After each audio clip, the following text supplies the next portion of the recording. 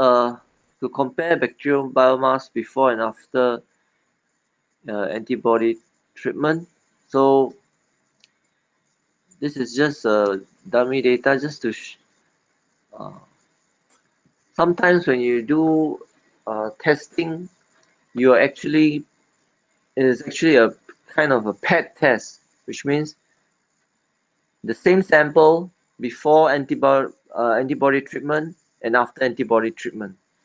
So when you do analysis like that, you should be using it's two groups.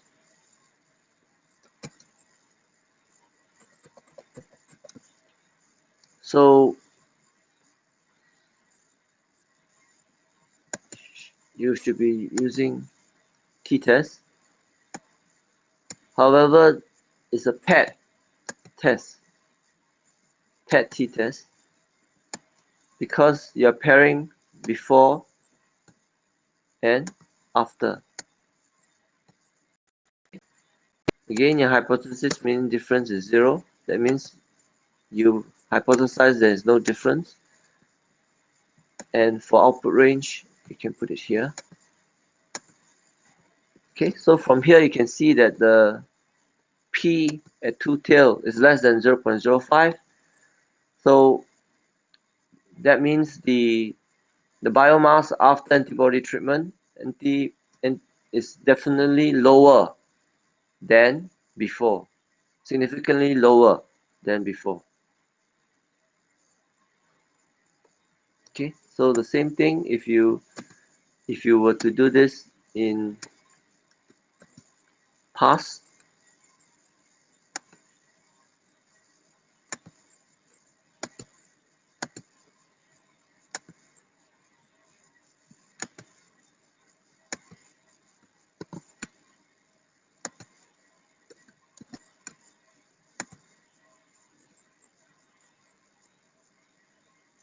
do a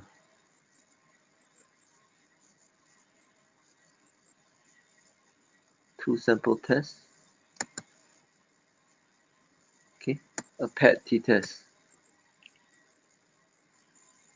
Okay, so it's significantly different because the P is less than 0.05. Okay, so that's how you do a PET t-test. Here, the glucose concentration is actually fixed by you, the researcher. Okay, you measured the glucose concentration. So yes, you do a regression. So in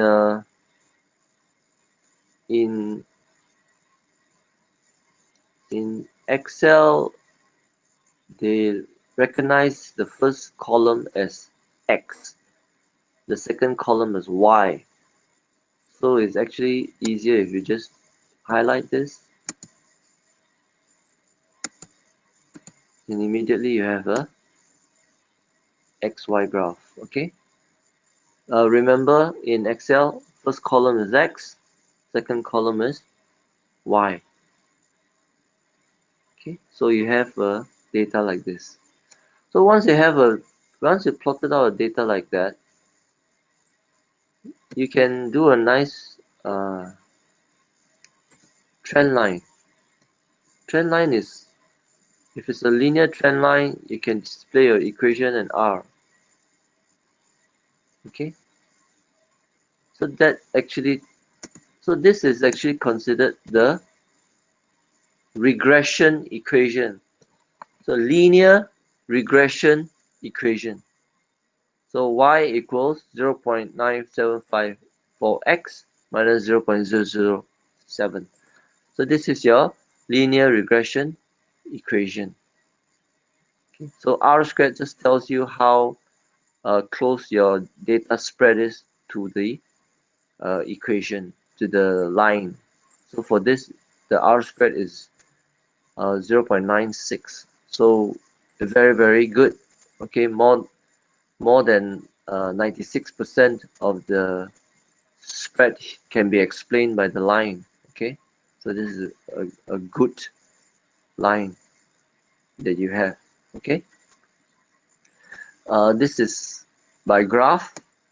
Okay, so if you were to look at statistics, you can find the regression here. Okay, you have your y, is growth rate, and you have your x. Okay, that's measurement, glucose concentration. You have label, and you can do an output range.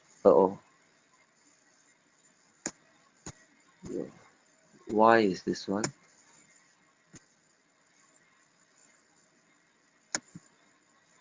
Your output range is this one. Okay.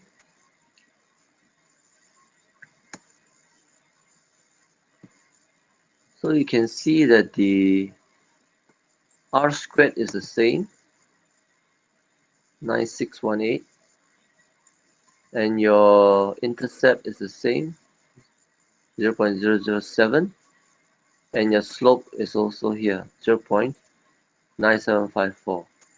Okay, so this statistical output shows that the linear regression equation is significant. It's p less than 0.05, so it is significant. So the association between growth rate and glucose concentration is significant. So increasing glucose concentration increases your growth rate. Okay.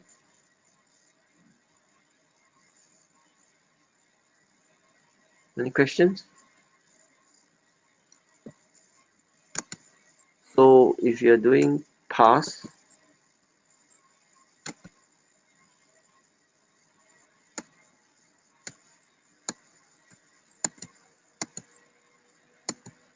you set the column attribute first so that we can put the label inside. Okay.